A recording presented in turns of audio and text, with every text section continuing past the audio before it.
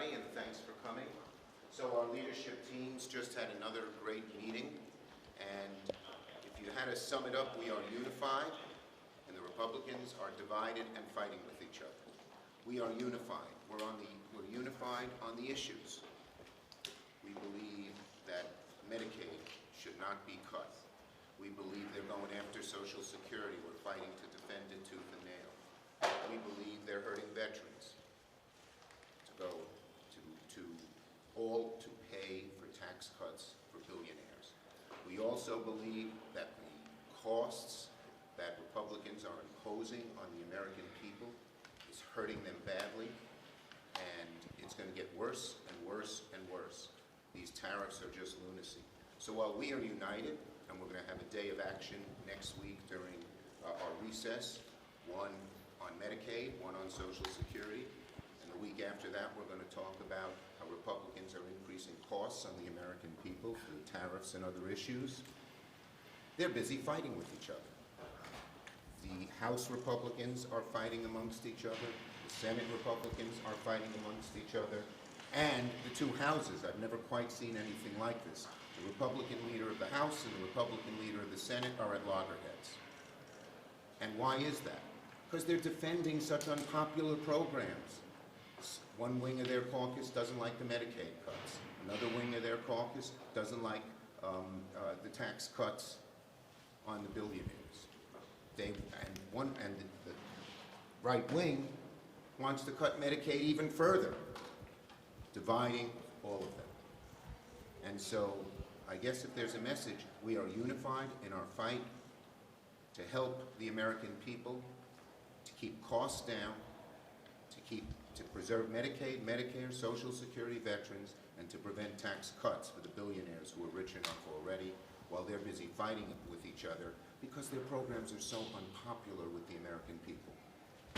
We had another excellent meeting with our Senate Democratic colleagues. Thank you, Leader Schumer, for hosting us today.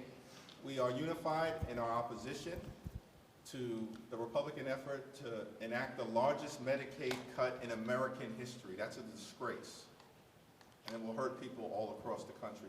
We are unified in our effort to protect and strengthen Social Security. It's not an entitlement program, it's an earned benefit. And Senate Democrats and House Democrats will continue to stand together in defense of Social Security.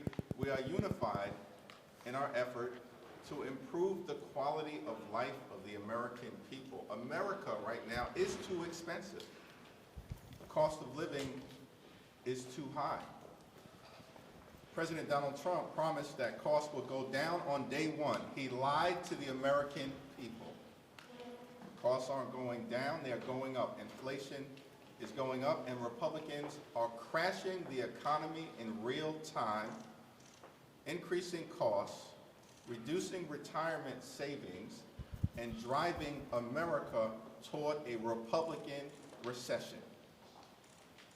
So House and Senate Democrats are unified in defense of the American people, pushing back against their extreme budget plan to take away health care, nutritional assistance, and veterans benefits from the American people, all in service of tax cuts for their billionaire donors like Elon Musk.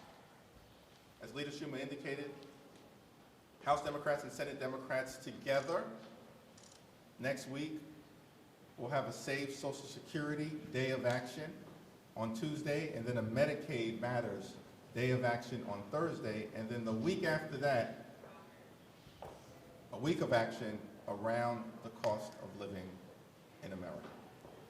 Bottom line is, Donald Trump is betraying the American people, breaking his promises, and Republican Congress members and senators are going along with that betrayal. Go ahead. Leader Schumer, have either of you had conversations with your Republican counterparts about a bipartisan extension to the Tax Cuts and Jobs Act or raising the debt ceiling? Is there any bipartisan solution? Right now, they're so in obeisance to Donald Trump and his extreme proposals on Medicaid, on Social Security, on tax cuts for the billionaires, and on raising American people's prices on tariffs, that they're afraid to talk to us. On the other hand, they're feeling the heat. As we saw in Tim Kaine's resolution, 4 Republicans voted with us on undoing the Canadian tariffs. It's our hope that Speaker Johnson would put that on the floor of the House and it would pass in a minute. On the Medicaid cuts, they were squirming, as you saw, during reconciliation and had to hold the vote for over an hour while they twisted the arm of some key Republicans to vote for it. So thus far they're resisting. But guess what's going to happen?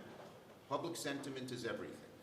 And as the American people, as they are learning, as you see from what happened in Wisconsin, as you see from what happened in Florida, they are learning what the Republican Trump agenda is. And I believe that the American people will say they don't want to support people who support Donald Trump's program because it so hurts working families. The Republicans are on the run right now. They're on the run in terms of the economy. They're not making it better, they're crashing it. They're on the run in terms of health care. They want to take Medicaid away from the American people. That will be rejected, not embraced by the American people. They're on the run in terms of Social Security, which we're fighting to protect and strengthen. They want to end Social Security as we know it here in America. They're on the run in terms of tax cuts for their billionaire donors and their puppet masters like Elon Musk, broadly unpopular with the American people. And they're on the run politically. They've lost every meaningful special election since late January in Iowa, all the way through Wisconsin last week. And we are going to be fighting every day against what Trump is doing, against what the Republican House and Senate members want, and letting the American people know about the betrayal. Everything Donald Trump promised them will reduce prices on day one. He's now raising them dramatically. We'll get the economy going and create jobs. Larry Fink said that most CEOs now, or many of the CEOs he talked to, think we're in a recession already. And a recession is not just an abstract word. What does it mean? It's harder to keep a job. It's harder to get a raise. It's harder to find a new job. And most of all, it's harder to pay for the goods your family needs. That's right. This is probably more directed towards the leader, but would you consider it a victory if House Republicans aren't able to clear this budget resolution this week and lose this momentum?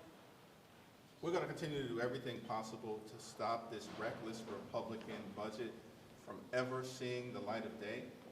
And the longer it hangs out there, the more the American people learn about Republican efforts to cut Medicaid dramatically, cut veterans benefits, take food out of the mouths of children, all to pay for massive tax breaks for their billionaire donors.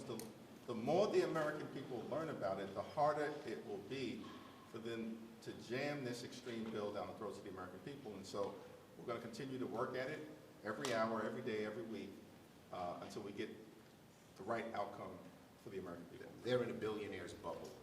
The only people Trump seems to listen to and respect are billionaires, fellow billionaires. And that is why they're doing such crazy things. This guy Navarro, he is absolutely out of his mind about what tariffs are and what they do and how harmful they are with the American people, and yet he seems to be running the show. And now Elon Musk and he are fighting with each other. So you not only have disunity within House and Senate Republicans, you're starting to see it in the administration, all because their policies don't go down at all well with the American people. All right, thank you. Thanks. Thank you. Okay. All right, sorry. Thank you, everyone.